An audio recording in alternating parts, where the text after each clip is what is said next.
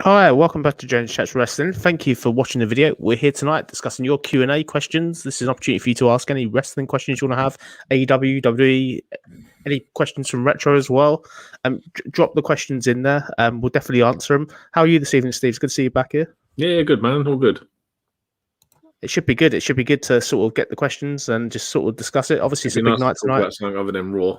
100%. If we get a Raw question, we'll answer it as best as we can. But yeah, good to have you back here. Definitely drop the questions in. We'll do our best to answer them. But let's get to it then. We've got a question here already. SCW, the Wrestling Channel, Steve. Hey guys, hope you're well. NXT had some brilliant TV matches this week. What is your favourite weekly TV non-NXT match in NXT history? I'll answer that first. I've got two matches that I think are my kind of favourite matches that are non-takeover, I'd say. My first one is NXT UK, Walter facing Dragunov. I think that was incredible. I think that was just superb. Really, really sort of shows what a NXT match should be, really. And my other one would be Adam Cole and Finn Balor. They obviously had a match kind of previously, sort of earlier this year. I think it was back on March 10th. That was just absolutely incredible. What about you, Steve? Non-takeover, I struggle to remember a lot of matches because it's on every week. Whereas with the takeover ones, if you'd have said a takeover one, I can name you the best one I've ever seen off the bat. But yeah, you know, the two you suggested are pretty good. It's just I'd say it's tough because every NXT takeover potentially now could be a TV. It's the same as a TV show. They're all one and the same most of the time. I think nowadays in 2020. Yeah, that's what I mean. It's just having one of them good matches. Like I said, I never used to watch NXT like fully. I used to be a highlights kind of guy, so I never watch a full show until I started doing the reviews on this channel. And yeah, so I only used to catch sort of like the 4 or 5 minute highlights. But yeah, it'd be really hard for me to pick one. But if you used to say to me a takeover match, you'd be there all day. The same. Well, no, one of them, which I think is the most underrated match from last year, is Worlds Collide, which was DIY versus Mustache Mountain, because that match was absolutely insane. And I think it went under a lot of people's radar last year. It was one of the best matches of the year. Definitely. I think that's a great shout. I'm going to go to the kind of the questions. We've got another question here already in. Got one here for Noob & Co. Good evening, Noob & Co. Thank you for your question very much. Who will be Alexa and Lee's first victim based on the promo on Raw this week? Do you want to go first with that one, Steve? And then I would have probably said, if you're going by anything from Lily being in the background in a couple of the segments, it might be Sonya Deville. It's hard to say where the character dynamic goes from here, but it's really hard. But so yeah, Sonya Deville. If I had to choose someone, I'm trying to think of people that have done Alexa Bliss wrong over the years. I mean, you'd have to say Charlotte. You'd have to go straight to the top, or at least whoever's Raw champion at the time. So, for instance, Rhea, because it's anything that makes sense to get Alexa Bliss back into the title frame. Yeah, for me, looking at this logically, it depends on what way they do it. The problem is if Alexa's going to have this win streak, she's going to obviously have to come back sort of unbeatable with Lily, a bit like The Fiend did originally when he kind of debuted. So for me, you can't really put her against Rhea Ripley despite the heroics of the Royal Rumble. I just think once they're in that match, they're putting themselves into a corner. For me, the one I think they'll do it against is Asuka. Asuka needs to be written off TV for a while. And if Lily kind of destroys her, it kind of would give her space to be off TV for a while. That's the logical one I think they'd go for. Have you got any thoughts on the question or anything like that, Steve? No, the only thing I was just to say, I subscribed to the WWE's like their music channel, and recently they've uploaded Alexa Bliss's new theme song, and I was like, I've never even heard this. That's how long it's been since she's had a match, and basically it's not like a. Is it not the Funhouse theme, basically? No, it's a remix to her actual song. It's a lot darker, and it's almost like dubstep. And I've never heard this. I put it on and I was like, this is how long it's been since this woman's been in a match where she's actually had an entrance, that I've never even heard this. And this song's been on there for about 2 or 3 months. Wow, that's an interesting thing to see when sort of maybe they do that big debut / entrance. But no, I think the Lily question is a great question. So thank you for that, Noob & Co. Let's kind of discuss tonight's show then. We've got AEW, obviously, Dynamite, Blood and Guts. To me, this is looking like one of the TV shows of the year. It's a stat card. AEW are putting everything in tonight, basically. It feels like a pay-per-view level card for me. I don't know how you feel going into this AEW Yeah, show. I mean, it's been like a year in the works, because this was obviously announced at the start of last year, but pandemic has just completely threw it off the rails. But yeah, like I said, it's finally here. And like I was saying to you off air before, I think the idea that they're going with is that everything apart from the Blood and Guts match will be pre-recorded, and that is the only match that will be live tonight. Let's sort of look at a preview, then we'll do a preview of the show quickly and just kind of what we know that's happening. So we obviously got Cody Rhodes and Arn Anderson against QT Marshall in the Factory. Obviously the singles match. This has been a massive feud that's been built, given away on TV, which is interesting for me. I can see this being a no contest. I think this has got a lot more legs. I don't think the payoff of Cody getting his revenge will happen tonight. I think the thing is you don't want Cody to be pinned, so it's a really hard one to book. What do you make of it? What's your thoughts? The only problem I find with Cody Rhodes is he's super overbooked, like on AEW. Like, it's very rarely he loses. Like, even when he lost the TNT Championship, he won it back again so soon after. It's a good dynamic to play with QT Marshall. Obviously, him being originally part of the Nightmare family. But yeah, this won't play out. This will carry on because you can only see a blow off for this being a double or nothing or all out or all in or whatever pay-per-view it will be. I think what you need to do is give Cody Rhodes some sort of momentum. He's clearly outnumbered in this stable. Arn Anderson's basically a spare part. He won't do any in-ring action, so Cody needs some sort of help from someone. Maybe Dustin Runnels can give him some help, but for me, Cody should have some help. I think that's the way to elevate it further forward. The thing is, though, is it would be better if QT and obviously Anthony Ogogo and all these people win because it pushes them up the card. Of course, it'd be a big win, I guess. The problem is, like I said, I think Cody Rhodes is just so overbooked, and he books himself to win too much, and I think it's quite a detriment. Definitely. Going to go to a question here. Got a great one here from NoobCarrie. Thank you for the question again, Noob. Will WWE write Oscar off TV? I'd rather have Charlotte Flair to write Oscar off TV than Alexa Bliss. That was further storyline between Oscar and Charlotte. 100% agree with your opinion. I think it's a good shout. For me, I don't think Charlotte needs to she doesn't get anything from taking Oscar off TV, whereas Alexa Bliss would probably get something. That's kind of why I said that. Yeah. But what's your thoughts on the question, Steve? What do you want to add to it? No, I could agree with that. I mean, the problem is Charlotte is a kind of character that's more title focused, and it's hard to find a dynamic for her to have someone like Asuka written off TV. Like I said to you, I would like to have seen Asuka just go full heel, go back to what she was doing before with the green mist and stuff like that. If you're not going to write her off, so Alexa Bliss makes all the sense just for her to have something to do, but I couldn't personally see how you could get Charlotte to write Asuka off, really. I said Charlotte's more title focused. 100% agree. I would just be interested to see how they do it, really, because I think Charlotte and Rhea Ripley's got legs not to go after this pay-per-view at WrestleMania Backlash. I think we're going to probably get it again at Money in the Bank, probably. This is the start of a feud for me.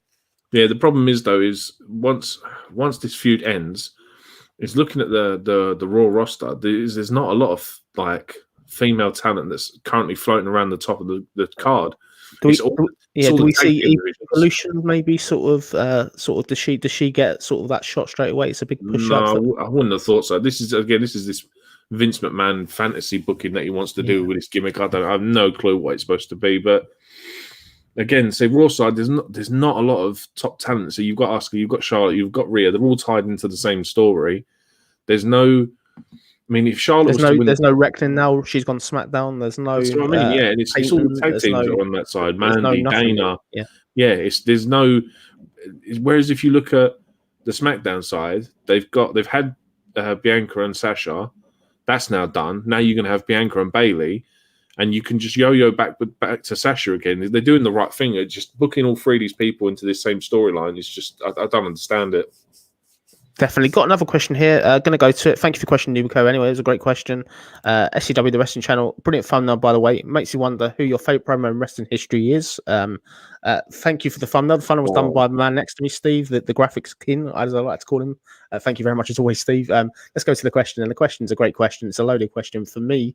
I've got one of three that I'd like to say, and then obviously I'll go to you, Steve. The three I've got, my favourite of all time, is the pipe bomb promo from CM Punk. I just think that was the time when really I love nothing more in wrestling when you're questioning if that was meant to happen, whether it's legit, because you want to suspend your disbelief for a while. That was kind of the first one for me. The second one I would say is when Hulk Hogan joined the NWO. I thought that was a fantastic promo on the Nitro the night after. I think it was just iconic to see Hulk Hogan be a heel after being babyface for 20 years or whatever it'd been at that point. They're kind of the two for me. What have you got? What's your favorite promo in wrestling history? My favorite promo, to be fair, is all I'd like. I know it's much of a promo, but it's Jericho's debut on Raw. For me, sitting there watching that as a 14-year-old kid, I had no idea. Like at the time, I wasn't big into WCW. I was a WWE guy back then, and to have Chris Jericho come out and just cut this promo on The Rock of all people, and I was so amazed by it. And obviously he got the heel heat. Like to me, Chris Jericho is one of the best heels in the business ever. Like if I was to have a what do they call it, a Mount Rushmore wrestling, Jericho's on that for me, because he was a guy that when I was younger, I hated him. And that was what his plan was to do. But yeah, I always remember his 99 debut against The Rock, because that for me, what a way to make a debut. And it goes down still as one of the best debuts in history. Other people, Vince McMahon. I'm not being funny. Vince McMahon could always cut a good promo. He's always been his character and his suave. Like he just obviously he knows the business and he knew how to deliver what he wanted to deliver. But then so there's so many to pick from. Definitely. I think it's just such a loaded question. I think for me, this could go on and on, this question. We have got another one in. Thank you very much for your question, SCW. Really appreciate it, Steve. Great one here from West Coast Podcast. Thank you for your question. Will Eddie Kingston talk a normal value tonight? Zax, yeah, maybe. I think clearly they're killing the promos. I think Eddie Kingston, he's phenomenal. I think everybody's crying out for a Samoa Joe Eddie Kingston match in AEW, or at least a dueling promo. I think that's something we'd like to see down the line. But two names you just said there as promo guys. Samoa Joe. Oh man, Samoa Joe cutting a promo on Paul Heyman last year, I believe it was, or year before. Samoa Joe is amazing. And so Eddie Kingston, like just two people that just know how to run a mic, man. It's just amazing. Definitely. Thank you very much for the questions, Zach. I really appreciate you sort of checking out the stream and leaving the questions. Great one. Let's kind of get back to this AEW Dynamite preview then. So obviously we've got this tag team championship, contendership, number one contendership. We've got SCU facing Jurassic Express versus Varsity Blondes versus the Acclaimed. Interesting. A really, really sort of should be a great in-ring match, really. But for me, I think if I'm going to put a prediction out there, I think SCU will probably get the win here. I think they're overdue a title shot, so I can see SCU winning here. I think a lot of the other teams, I think Varsity Blondes are still quite new. The Acclaimed, I just don't think they're sort of big time enough to get a title shot, so it only leaves either Jurassic Express or SCU. My prediction is SCU. What's your thoughts on the match, Steve, and prediction? Well, there's obviously that whole storyline going that if SCU lose, that they're going to no longer tag together. So it kind of sort of foretells what's going to happen, because if they're gonna lose and not be a tag team no more, it's going to be against the Young Bucks. Why I can see that happening. That's who I would go with as probably the safest bet. I'm just looking at the rankings now, and who did you say it was? Varsity Blondes, Jurassic Express, SCU, and the Acclaimed. I'm surprised you haven't got people. Oh, mind you, one of them. I was going to say you got best friends, but one of them's been out injured. Chuck's been out injured for a while, isn't he? So yeah, that would explain that one. But yeah, SCU's the safest bet. If you were a betting person, that's the one to put the money on. It's not just me. Is it just me, or is this AEW tag team division stat? They've just got so many tag teams compared to what we see on Raw every week. When we did the last AEW review, that they've got so many tag teams, plus the fact that they do dark and they have Bear Country when we saw them on the pay-per-view, and it was like they must have 10, 12, 13, 14, 15 tag teams, but they've only got one tag team title, and it's such a stacked division, but there's not only one title to fight for. Definitely. We then obviously got this Britt Baker's going to be in action. So for me, I'm really looking forward to seeing that. Britt Baker, future AEW Women's Champion. She's really, really good. I think the strong push for Britt Baker will continue. She's winning whoever she faces. What's your thoughts of Britt Baker in ring tonight? Unreal, man. Like it's just I've never seen someone just like, do you know what I mean, become that much of a star in such a short amount of time in the sort of the female division. Like you've had your Charlotte Flairs who've had their ups and downs and stuff like that, but Britt Baker, I'm hard done to find anyone that doesn't like Britt Baker. Like her character work is immense, her in-ring ability is great, and especially when she had those matches with the likes of Thunder Rosa, yeah, she's just immense. I mean, who's she fighting tonight? I don't think they've announced it. I can't. I don't believe it. I think it's just in action, really. But for me, I think her work and her match against Thunder Rosa previously still stands out to me as one of the matches of the year. The St. Patrick's Day kind of brawl, I think, if that makes sense. Yeah. That's the one where she got busted open, and then obviously that was incredible. Yeah, there was the original one from last year where she got busted open again. Yeah, man, it was kind of the same as what Becky Lynch was when Becky got busted open by Nia. It was just like kind of that defining moment in this person's career where you're just going to see them rise to stardom now. She's definitely going to win the belt. She has to win the belt. I think if she's the one really to finally beat Sheeta. Sheeta's win streak's been pretty impressive, but for me, it's got to happen. I think she'll be a great heel champion, and I think she's got great levity. As you said, the improvement on her since AEW started is phenomenal. Yeah. Really, really good, literally. Absolutely. Got another question here. Thank you very much again, Noob and Co, for your question. Who or what is the Diamond Mind? Is it a faction or watered down version of Raw Underground? So that this is quite a loaded question again. We'll go into it. We'll go into what we kind of said like earlier on the Raw review a little bit. So we'll go a little bit more detailed. So with the Diamond Mind, we believe it's a stable. We originally believed Tessa Blanchard was in it. That seems to be not the case. Tessa Blanchard apparently has been distant from NXT. WWE don't really want her apparently because of the baggage she brings, which is kind of understandable. In terms of faction members, there was kind of a tweet that went around kind of at the start of April of like a group of new people NXT have signed. One of them is called Elsra Judge, I think, and they're all quite built. And they look to be kind of this stable. They're the ones we think are going to be in it. They look kind of intimidating. One of them kind of has got a similar build to Mark Henry. These guys look aggressive. They look raw. Imagine like a stable full of... Yeah, they just imagine a stable like 4 Rybacks. It's kind of the people that type of size. But you're probably going to add Parker Bordeaux. He's obviously one of the most hotly and anticipated debuts on NXT this year. Probably it's coming. So, what do you think about sort of the Diamond Mind? And do you think it's Raw Underground or is it a stable? Like I said, from what they portrayed on TV this week, I mean, the commentary dropping the biggest factor that they're saying it's a faction. Well, they were leading to they were dropping hints and rumors that it's a faction. That's what it's going to be. But yeah, just like I said to you earlier, I'm just worried about the fact that you could have these 5 big guys come in, and the NXT roster is just not stacked with big guys apart from Karrion Kross. So unless it's going to be, say, like we was talking off air, unless this is going to lead to, for instance, a War Games match where you're going to have the members of Diamond Mine going against the likes of Karrion Kross, Kyle O'Reilly, Finn Balor, and Pete Dunne. That's the only thing I worry about is what you're going to do with 5 big guys and the rest of the roster being smaller. What we kind of said earlier as well is the fact that these guys have got to attack somebody at the top. They can't be attacking a Cameron Grimes or somebody that's opening act if they want to be considered credible. These guys they've got a bit of interest, they've got a bit of an intrigue about them. I just hope this isn't retribution again, because for me, if it's planned out and there's a serious plot line of where it's going, it could be really good. I mean, I'm definitely interested in the vignettes we've seen so far. I'm sure you'd agree. Yeah, the good thing with NXT is that every time they've had these sort of surprise debuts, like for instance, Adam Cole, when Adam Cole debuted, it was against Drew McIntyre, who had just retained his NXT championship. They just have this habit of debuting people in the right position. So I'm not worried about NXT debuting them in the wrong position. If anything, I've got the most confidence in it. If this was a Raw or a Smackdown, though, I'd be completely retribution in it. This idea that they're just going to come in and they're just going to be jobbers to the stars. Yeah, definitely. I think the thing with it is that I like the way you mentioned about Raw Underground, Noob and Co, and the point of that. But for me, that's what I originally thought. It was just some sort of MMA cage fight sort of thing, but I'm glad it's not. I think based on the way they dropped Raw Underground and lack of stuff that got out of it, the only thing really to come out of it with any credibility, I would say, is Dabba-Kato, and that kind of got dropped the minute he got destroyed by Braun Strowman. He was the doorman. Commander Aziz, basically. But Omos was the doorman, wasn't he? So like every time they cut to it, he was the doorman. Yeah. So yeah, he wasn't going by Omos back then. He was Jordan or something like that. It's just Jordan. I think the film with it, it's a great question. So thank you very much. I think as the weeks go on, obviously more will be revealed, but. Put it out there now. I think Tessa Blanchard isn't part of it, which is a bit disappointing. I was looking forward to seeing her, although she comes with a lot of garbage.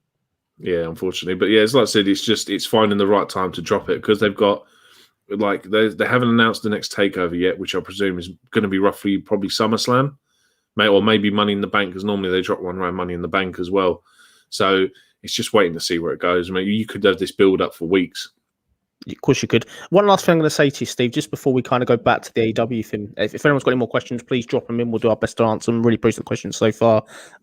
With this with new stable, as we said earlier, kind of off there, do you believe there should be sort of somebody already on the roster that's leading these guys so they're not coming in kind of unknown? Because other than 5 unknown quantities, this ain't the Radicals debuting WF in 1999. This is 5 unknown wrestlers potentially that no one knows. It's a big ask, really, I think, to get them over, unless they're with somebody like an Adam Cole or a Kyle O'Reilly, somebody, or Pete Dunne or somebody. MVP, that MVP kind of person, someone that's been in the business and they've seen what's been happening. Kind of what Retribution was supposed to be. Kind of like how Ali was in charge of these four newcomers, and like the whole storyline of it was, the concept of it was good. But yeah, I know what you mean.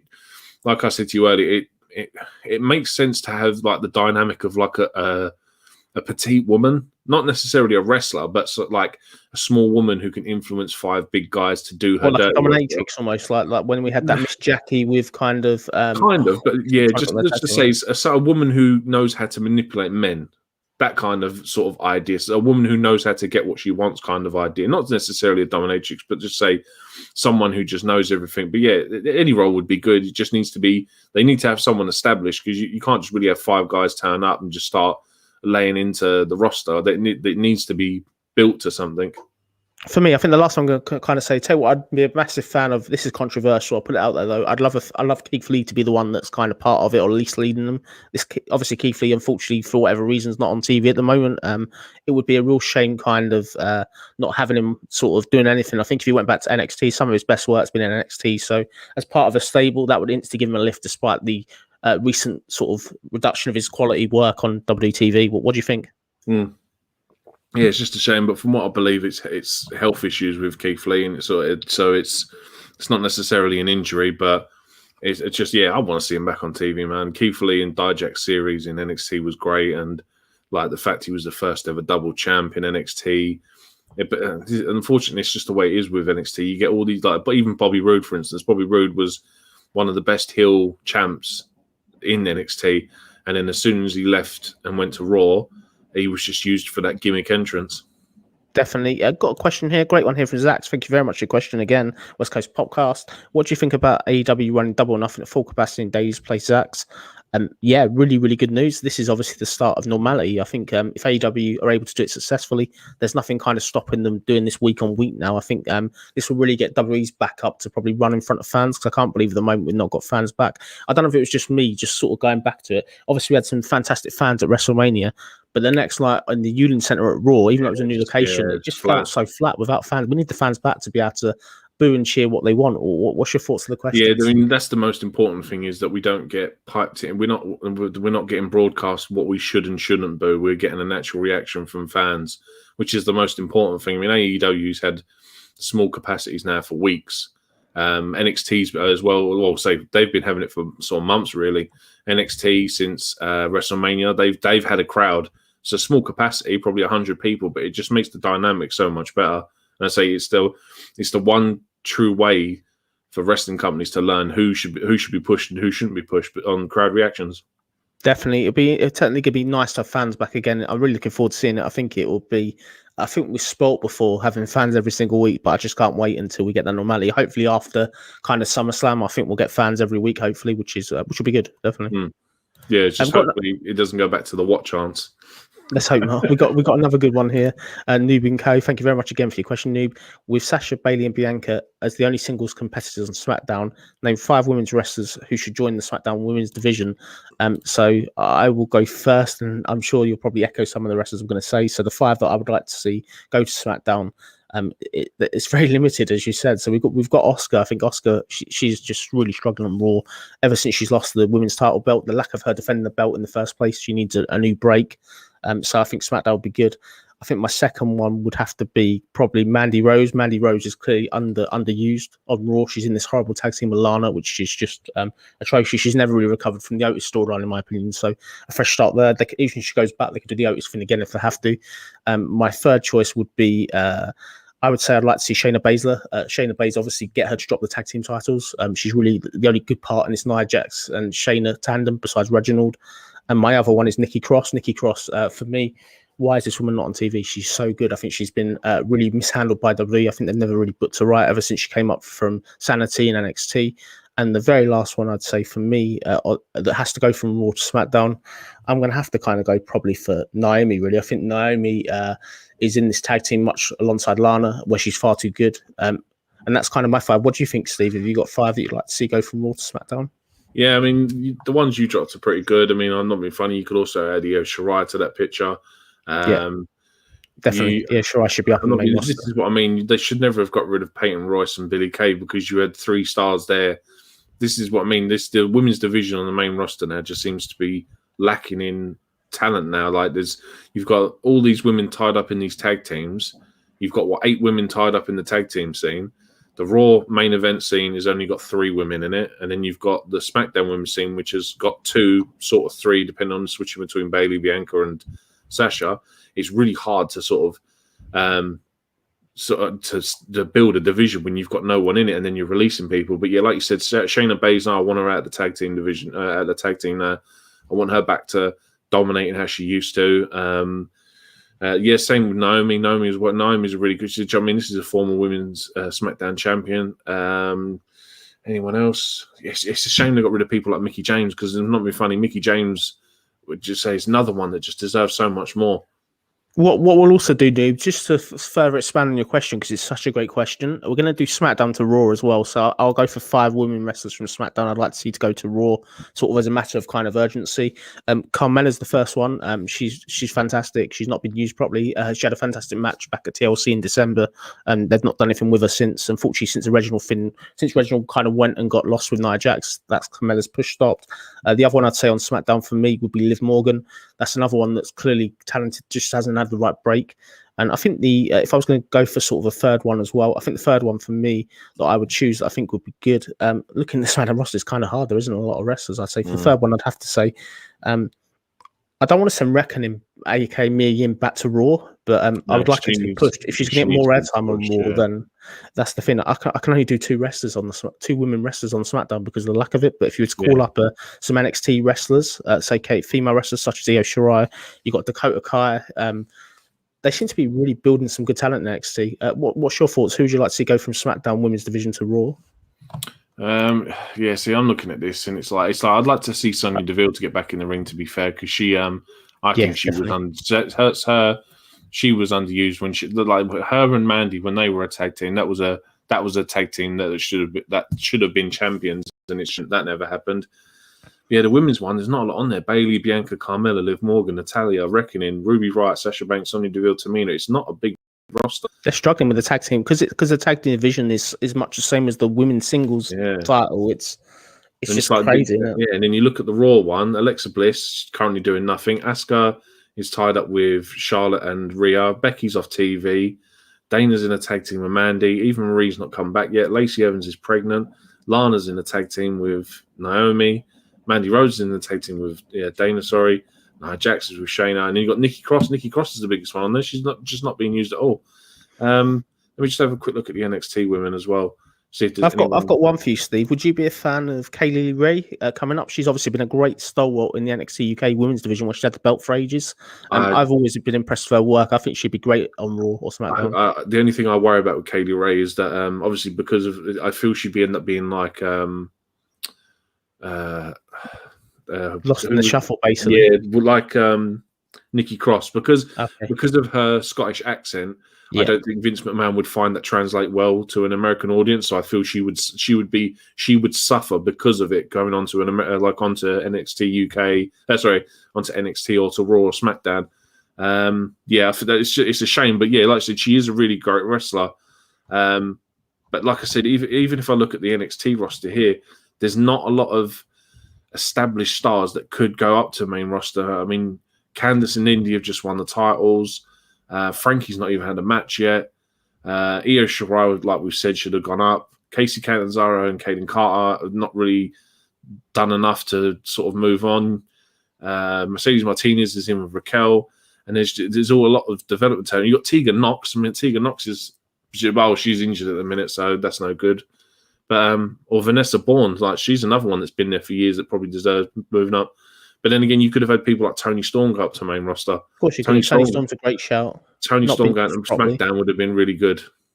But they're using unfortunately with NXT, they're using a lot of well-established talent to get over new talent. Like I said, you've had Tony Storm lose to that's obviously a program. The Tony Storm and Zoe Stark thing's a program, but even so, the booking of Tony Storm losing last week to you'll have to give me the name because I didn't take the name of the person. Zayda Ramir. Oh, the one she lost to. Zayda Ramir. No, not Zayda Ramir. She lost to Zoe Stark, and then it was Zayda Ramir that pinned Tony Storm after that. After the shooting star. Well, she didn't land on her head, unfortunately. But no, definitely. You got anything else you want to add on that question, or should we go back to the AEW? No, I was just having a look at the NXT UK division, but there's not a lot of there's not a lot of stars on there.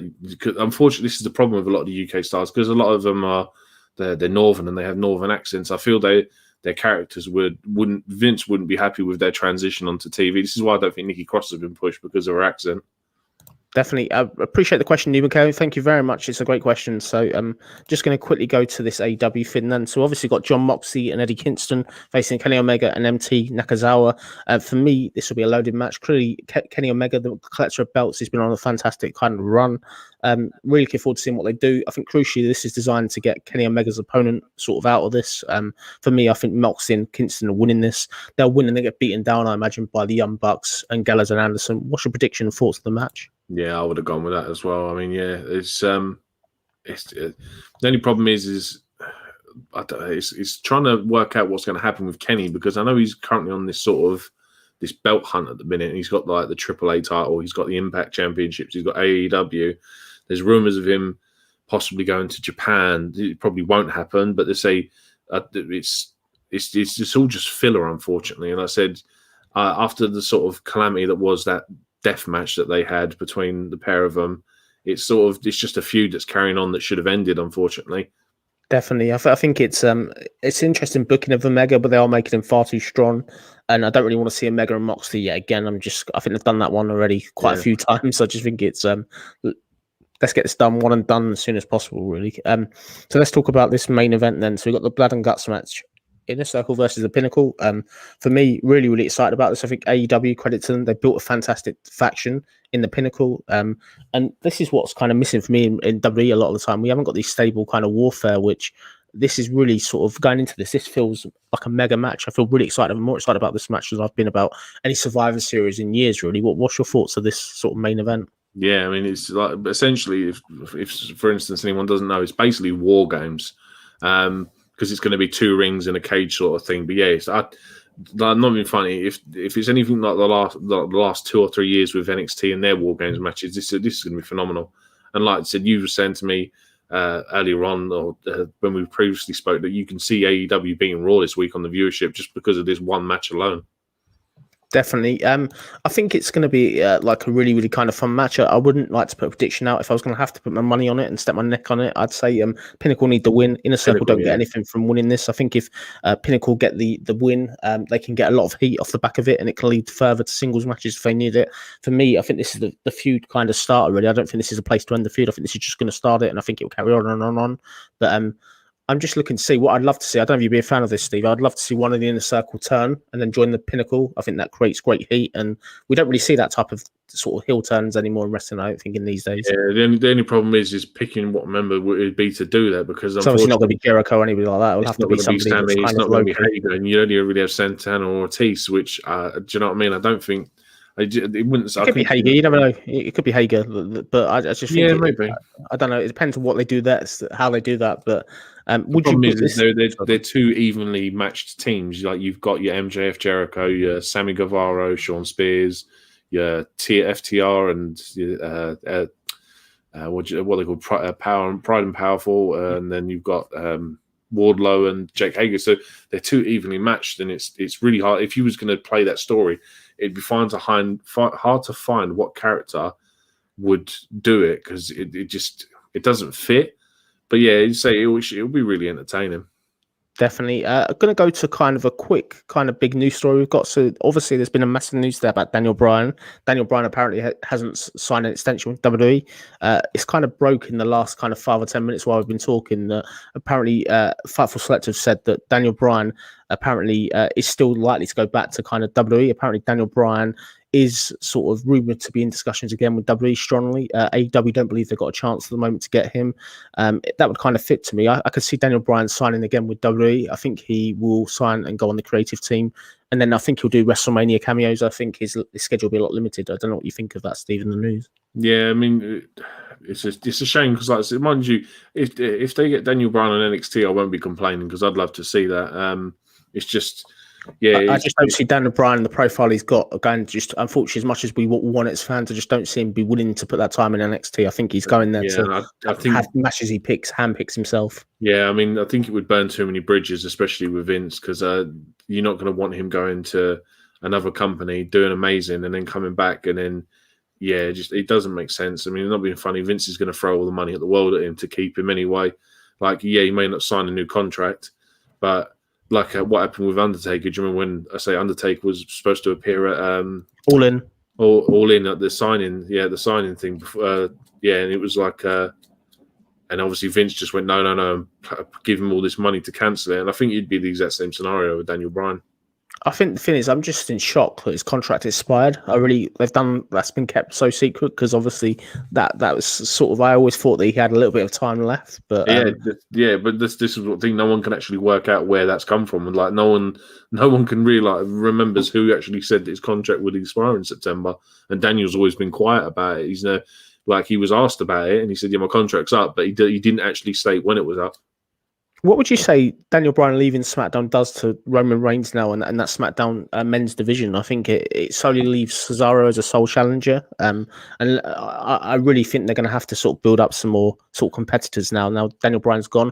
Unless you're going to bring Edge back, I guess Edge and Roman Reigns is probably something they still haven't really done. To be honest with you, I'm done with Edge and Roman Reigns. I think that story's played itself out. I mean, Aleister Black could always possibly, no, because it's the two heel dynamics. Big E, eventually I would like to see him move up to taking on Roman Reigns. I think he could be the one to take it off. Well, no, because are they planning on doing Roman at Mania next year? It's either going to be Brock and Roman or Rock and Roman, if that makes sense. It'll be one of them two, if that makes sense. I think they're the two they want to do. Obviously, it's an 80,000 seat stadium. I believe that they know they're going to have to get somebody of that level. And it'd just be interesting what they do, really. I think it's a big shot to me that Daniel Bryan definitely. Oh, again, but he's a heel, Seth Rollins, because of this whole thing. There's loads. You can't have heel versus heel, really. It doesn't really kind of work. Yeah, you only sort of faces you're looking at, say, Big E, Cesaro, and Shinsuke Nakamura. I think we're going to burn the Cesaro match as well at WrestleMania Backlash. I think that match will be done. And I don't know sort of whether the only way I see Roman losing the belt eventually is because of Uso will turn on him. That's got to be the payoff eventually. I think Uso's going to cost him the match. I don't think he's going to. I don't know if he'd turn. I don't personally think I could see him turning on him. I just think where Jay's just obviously been so involved with helping him retain his titles. I mean, wasn't last week the first time Roman's, I think, actually retained a title without Jimmy's interference as well, I think. Wow, that's a big fact. I didn't know that. I know that Roman's kind of been dominant and he hasn't really kind of lost at all. He hasn't lost since 2019, I think. But I didn't know that. Got a great question here from Noob & Co. Thank you very much again for your question, Noob. You put some great ones out there tonight. What are your thoughts on Eva Marie's return? I'm willing to give her a chance, but everyone else is upset. They're blaming WWE for releases of Joe, Mickey, the Iconics for Eva's return. So I'll put this out there sort of in point. So Eva Marie was signed well before the releases. They haven't gone out and just signed her now. So for me, I'm a bit dubious. I'm willing to give her a chance, but last time she was in WWE, her work wasn't particularly complimentary. When they've not pushing people such as sort of Mia Yim, they've had there and other people, I'm really reluctant to sort of give her a chance, if that makes sense. I think I just don't see anything there. She's trying to do the Carmella gimmick again, which just doesn't work. What's your thoughts on the question, Steve? Yeah, the problem is if Eva Marie had left and gone on to do wrestling and carried on doing wrestling, but I'm pretty sure she's been a personal trainer. Like, I think she started her own personal training company or something like that. So I imagine she's got ring rust. I can't imagine because she's not actually been doing indie promotions or anything else. I think she's just been doing her own thing. And like you said, if you drop two established talents and a guaranteed future Hall of Famer and Mickey James, it doesn't make sense how you're going to drop three established wrestlers and bring in someone that failed 5 years ago. And like I said, the last time she was on TV, she was losing items of clothing and it was getting her out of matches. And it was just it was such a stupid gimmick. And like I said, unfortunately, obviously, I don't think it's going to go back to that where she's losing items of clothing. But then again, like I said, I'm always happy to be turned 180 on these things. If Eva Marie comes in, she can cut a decent promo, and if she can wrestle, then fair enough. But like I said, it's disappointing for the talent that they've got rid of and replaced with Eva Marie. Interesting note, Eva Marie's last match was back in August 2016 where she got a draw against Naomi. She had three draws, one after another. She drew twice with Becky Lynch, which is crazy. All three of them were items of clothing that fell off. Okay, so one of them, her top fell off and all this kind of, that's what it was. That was literally her gimmick just before she left WWE, was that stuff. It was to the second part of your question as well, Noob, regarding the releases. I think there's always going to be heat because of the releases. People loved certain wrestlers. I think the Iconics, I was a massive fan of Billie Kay. Like in ring, she wasn't particularly that great. But I just think it's kind of one of the things with it. What do you think of the releases? It's still kind of shocking even so far on, isn't it? Yeah, I mean, like I said, I've liked Peyton Royce since she was in NXT. I mean, I remember they were obviously doing their whole Iconics things in NXT, but there was, I think it was a number one contenders match or an NXT women's title match, and it was like a fatal four-way. And it was the first time I actually got to see Peyton Royce wrestle, and she impressed me from that point going forward. Joe's obviously a fan favorite, so yeah, it's just the way it is, unfortunately. Definitely. We're going to kind of end the stream probably in the next kind of 5 minutes to get your questions in. I've got one here for you, Steve. So I'll put this up. I'm pretty sure this is somebody you must know. Question for Stephen. Can I get an Adam Cole, baby? Adam Cole, baby.